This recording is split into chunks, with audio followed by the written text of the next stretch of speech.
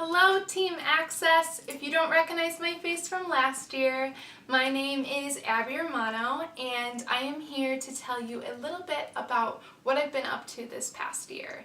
So a lot has happened in my life, rightfully so. A year is a long time, but I'm going to try to keep it short and concise and just kind of give you a general summary of what has been going on.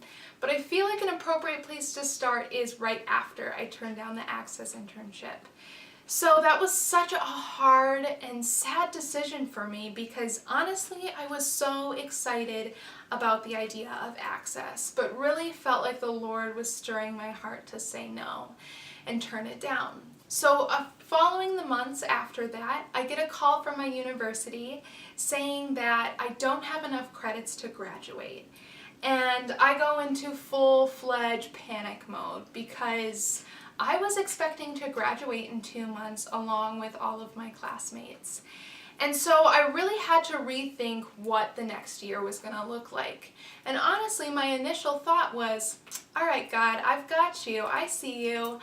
I had to turn down Access because I had a few credits to finish. It's all good. And I felt a lot of peace about that.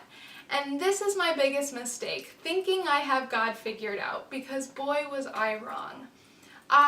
Then in the fall, I come back to Spring Arbor University, register for my classes, get my few credits figured out. I get a job at the church across the street, just an office job, and I really settle into this idea of, okay, this is my new reality.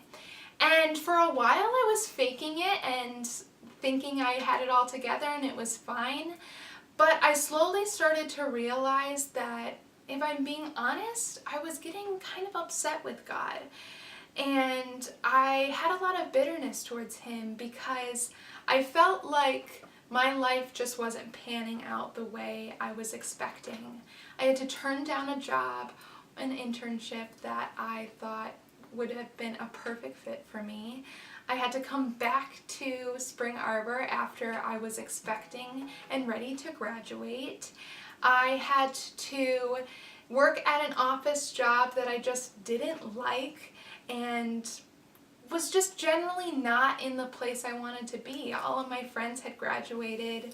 I was kind of lonely, and I really wrestled with the idea of, is God still faithful, and is He inherently good even when my surroundings are not good? And I also really wrestled with my spirit as well, and I realized that I was acting a lot like a little girl stomping her feet, requesting her pink pony from God because I had been good and faithful. And I think God really rocked my boat and rocked my faith and my trust and understanding of Him. And it's not about what we get out of being faithful, but about who God is. And really changed my perspective on God's faithfulness and God's goodness and what that looks like in our lives. And so through this and through just learning what it means to trust God, I feel like this year my character had been refined now more than ever, and truly had a grasp of what it means to lay down your life and bear your cross even when it doesn't look good in the eyes of the world and in the eyes of myself.